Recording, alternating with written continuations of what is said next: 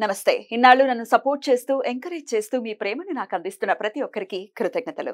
అలాగే ఈ వీడియో కూడా ఖచ్చితంగా మీకు ఉపయోగపడుతుంది. లైక్, షేర్ అండ్ సబ్స్క్రైబ్ చేసి మీ సపోర్ట్‌ని నాకు అందించండి. అలాగే ఈ వీడియో పట్ల మీకున్న అభిప్రాయాన్ని కామెంట్ సెక్షన్‌లో కామెంట్ చేసి తెలియజేయండి. ఇప్పుడు వీడియోని చూద్దాం. నమస్తే. Welcome to our channel. నేను పద్మిని. ప్రస్తుతం మనతో పాటు ప్రముఖ ఆధ్యాత్మికవేత్త, ఆస్ట్రోన్యూమరాలజిస్ట్, వేదిక్ వాస్తు స్పెషలిస్ట్, శ్రీ విద్య మరియు హనుమత్ ఉపాసకులు బ్రహ్మశ్రీ డాక్టర్ సిస్లా జయశంకర్ గారు మనతో పాటు ఉన్నారు. మాట్లాడదాం. సార్ నమస్తే సార్. లాస్ట్ ఎపిసోడ్ లో భర్తలు చేసేటటువంటి తప్పుల గురించి మీరు ఆల్రెడీ చెప్పారు. ఏమేమి తప్పులు చేస్తున్నారు భార్యల విషయంలో. భార్యలు కూడా ఏం తక్కువ తినట్లేదండి. చాలా ఇబ్బంది పెట్టేటటువంటి పరిస్థితులు ఉన్నాయి బయట. అది వాళ్ళ వాళ్ళ పర్స్పెక్టివ్కి వదిలేయాలి ఖచ్చితంగా. వాళ్ళు అనుభవిస్తున్నటువంటి పరిస్థితిని రీత్యా మరి ఎలా బిహేవ్ చేస్తున్నారా, లేకపోతే డిపెండెన్సీ లేదు, చాలా వరకు ఇండిపెండెంట్గానే ఉంటున్నారు. మరి ఇండిపెండెంట్గా ఉన్నప్పుడు రకరకాల మార్పులు ఖచ్చితంగా వస్తాయి. మరి దానివల్ల భర్తలను ఇబ్బంది పెట్టే పరిస్థితుల్లో ఉన్నారా? అందుకే కదా ఈ భార్యా బాధితుల సంఘం అనేది ఏర్పడింది. బోల్డ్ అంతమంది ఉన్నారు. నేను కూడా ఇంటర్వ్యూ చేశాను వాళ్ళని. ఎన్నాళ్ళుగానో స్త్రీ మీద జరిగిన అకృత్యాలకి వచ్చిన మార్పు ఇది. ఎన్నాళ్ళలో నిర్లక్ష్యం చేయబడి, ఎన్నాళ్ళలో అణగారిన మీరు అణచటం వల్ల, పురుష జాతి అణచటం వల్ల వచ్చినటువంటి విప్లవం అది అనుకోవచ్చు. కానీ చాలా బాధపడతారు కదా సార్. మగవాడి హృదయం చాలా చాలా సెన్సిటివ్ గా, డెలికేట్ గా ఉంటుంది అనుకుంటాం. ఆకారం అలా ఉన్నప్పటికీ చాలా డెలికేట్ గా ఉంటారు. హ్యాండిల్ చేయలేరు. ఒక్కొక్క మగవాడు అయితే హ్యాండిల్ చేయలేడు. తల్లా పెళ్ళమా అంటే ఏం చేస్తాడు? చాలా ఇబ్బంది పడేటటువంటి పరిస్థితి ఉంటుంది. మానసికంగా చాలా కృంగిపోతారు మగవాళ్ళు. మరి ఎట్లా ఆడవాళ్ళు మార్చుకోవాల్సిన పరిస్థితి ఏంటి? నా భర్త నా మాట వినట్లేదు, నాకు అసలు భర్తకి ఇంక్రిమెంట్ లేదు, లేకపోతే నా భర్త ఇది చేయట్లేదు, అది చేయట్లేదు, నాకు చీరలు కొనట్లా, నగలు కొనట్లా, పిల్లల్ని చూడట్లా, ఇన్ని ఏదో నువ్వు కూడా ఏదో తప్పు చేస్తున్నావు కదా. ఏమిటా తప్పులు? ఏం మార్చుకోవాల్సి ఉంటుంది? అంటే ఇవి కాలానుగుణంగా వచ్చినవే గానీ కావాలని ఎవరు తప్పు చేయరు. కాలానుగుణంగా అంటే అసలు పూర్వకాలంలో ఆడవాళ్ళంటే వాళ్ళకి పెద్దగా చదువు అక్కర్లేదు, పని పాట నేర్పించుకుంటే చాలు అని తల్లిదండ్రులు ఒక 5వ తరగతి దాకా కాస్త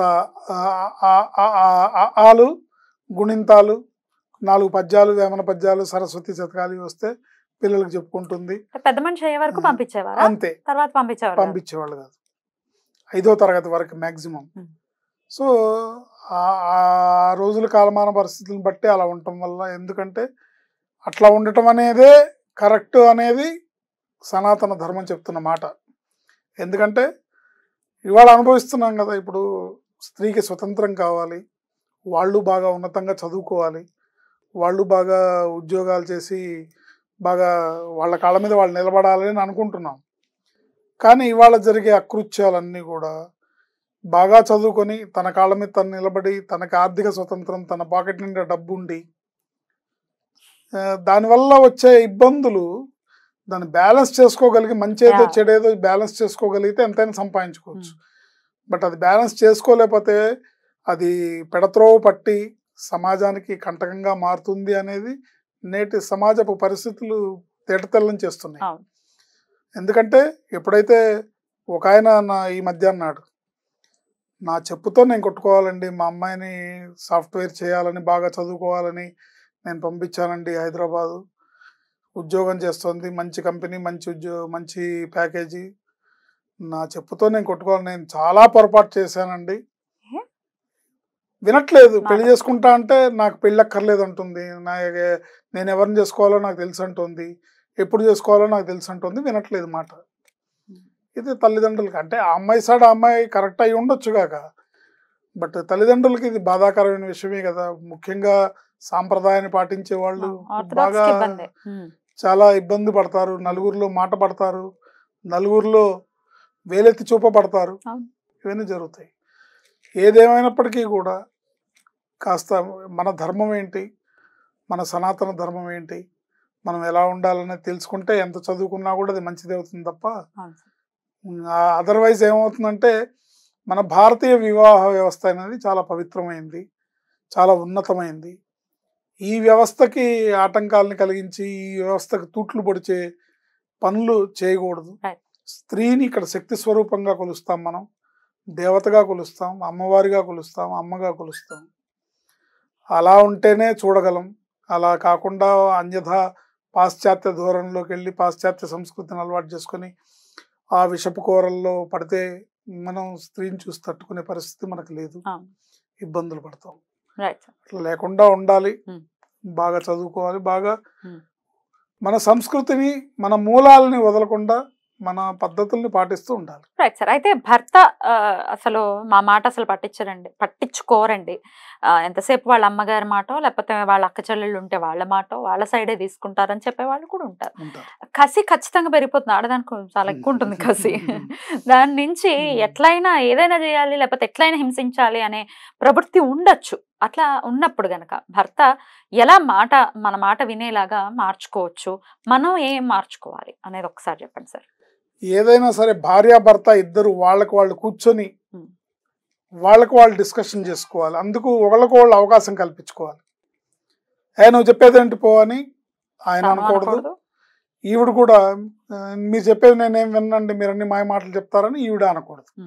అనకుండా వాళ్ళిద్దరు కూర్చొని మనం కుటుంబం వృద్ధిలోకి రావాలి, మన పిల్లలు ప్రయోజకులు అవ్వాలి, మన పిల్లలు సమాజంలో ఒక మంచి గౌరవ మర్యాదలు తెచ్చుకోవాలి, ఒక ఉన్నతమైన జీవితాన్ని జీవించాలి, ఆర్థిక పరంగా సెటిల్ అవ్వాలి, ఐశ్వర్యవంతులు అవ్వాలి, కాస్త ఆస్తిపాస్తి సంపాదించుకోవాలి, మంచి మార్గంలో నడవాలి, మంచి మార్గంలో డబ్బు సంపాదించాలి. ఇలా అనుకున్నప్పుడు భార్యాభర్త ఇద్దరు వాళ్ళకు వాళ్ళు కూర్చొని అసెస్మెంట్ చేసుకోవాలి, ఎక్కడ లోపం ఉంది ఎక్కడ తేడా ఉంది అనేది చూసుకోవాలి. ఒకళ్ళకొళ్ళు చేసుకునే నిర్లక్ష్యం అనేది అది మన సనాతన ధర్మం మన సంస్కృతి ఒప్పుకోదు.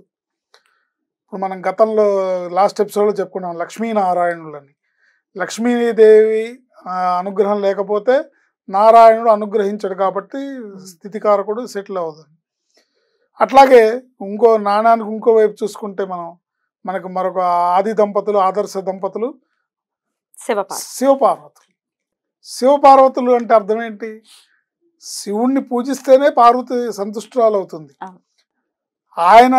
ఆవిడ నిరంతరం చేసే తపస్సు ఎవరి కోసం?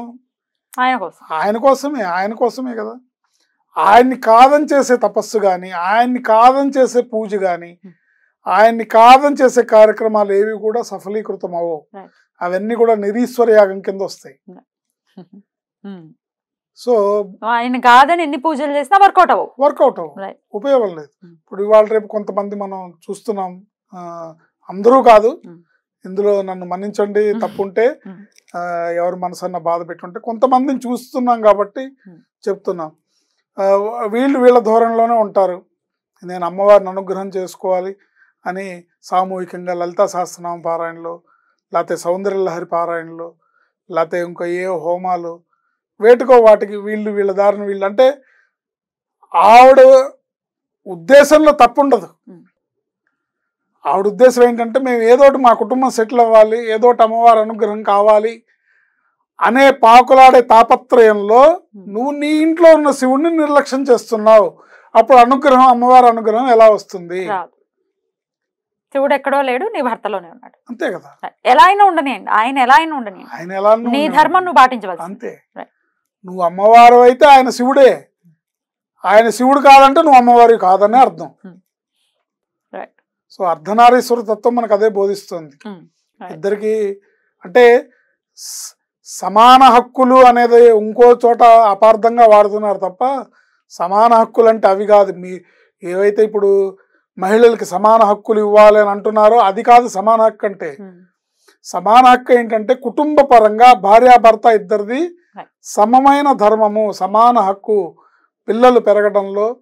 ఇప్పుడు ఒక ఇంట్లో చూస్తాం మనం, మెమ్మంతేరా ఎప్పుడు ఇంతే, అది చెప్పిన మాట విందు అర్థం చేసుకోదు, మూర్ఖంగా వాదిస్తూ ఉంటుంది అని తండ్రి అంటాడు. ఏంటి ఇంకో చోట ఇంకో కుటుంబంలో తల్లి ఏమంటుంది, మీ నాన్న ఎప్పుడు ఇంతే, ఆయనకేం తెలుసు ఏంటి, ఆయన ఎప్పుడు ఇంతే, ఎప్పుడు చెప్పిన మాట వెండి అసలు ఏ రోజు. మా అత్తగారు బతుకున్న నాళ్ళు ఆవిడ మాట పట్టుకొని వెళ్ళాడాడు, ఇప్పుడు తర్వాత నా మాట లక్ష్య పెట్టేదే లేదు. ఎప్పుడు వింటాడు ఆయన ఇంతే, ఆయన ఏం చేయడు, ఆయన ఏం ఇవ్వడు, నాకే కొనివ్వలేదు మీకేం కొనిస్తాడు. ఇట్లాంటి మాటలన్నీ కూర్చున్న కొమ్మని నరుక్కోవటం లాంటివి. ఒక కుటుంబం అభివృద్ధిలోకి రావాలంటే భార్యాభర్త ఇద్దరు కూడా సమానమైన బాధ్యతని హక్కుల్ని కలిగి ఉండి సమానమైన మీరు బాధ్యత వహిస్తే అది హక్కు కింద మారుతుంది. రేపొద్దున పిల్లలు పెద్దవాళ్ళై ప్రయోజకులు అయినాక వాళ్ళు చూపించే సంస్కారము, వాళ్ళు చూపించే మీ మీద ప్రేమ అది మీకు హక్కుగా మారుతుంది. ఈలోపు మీరు మీ బాధ్యతని సమంగా నిర్వర్తించాలి. ఏంటి, మనం ఇంట్లో ఆయనకి భోజనం పెట్టకుండా మనం ఎక్కడో ఏవో చేసేసుకొని అన్నదానాలు ఇవాళ అన్నదానం ఉంది, అన్నదానంలో కార్యక్రమంలో పాల్గొన్నాను నేను, లేకపోతే అక్కడ ఇక్కడ ఈయనకి నువ్వు అన్నం పెట్టకుండా ఎక్కడికో వెళ్ళి చేస్తే ఏమొస్తుంది? రాదు. అందుకని కూర్చొని మాట్లాడుకొని భార్య భర్త ఇద్దరు ఒక గోల్ కోసం, ఒక కుటుంబం యొక్క అభివృద్ధి కోసం, వాళ్ళు పాటుపడే పిల్లల కోసం కలిసి మాట్లాడి ఇదిగో ఇది ఇట్లా నా పరిస్థితి, ఇది నీ పరిస్థితి, ఇది మనం ఇట్లా చేద్దాం, మన ఇద్దరం ఒకటే అని గనక అనుకొని ఆవిడ్ని పార్వతీదేవిగా భర్త, ఆయన్ని శివుడిగా భార్య భావించి ఏ కుటుంబం ఉంటుందో ఆ కుటుంబంలో ఎన్ని ఇబ్బందులున్నా, ఎన్ని కష్టాలున్నా ఆ ఆది దంపతుల అనుగ్రహంతో అన్నీ దూరమై పిల్లలు వృద్ధిలోకి వచ్చి కుటుంబం నలుగురిలో చక్కటి మంచి నమస్తే. ఆయుష్మతి భవ.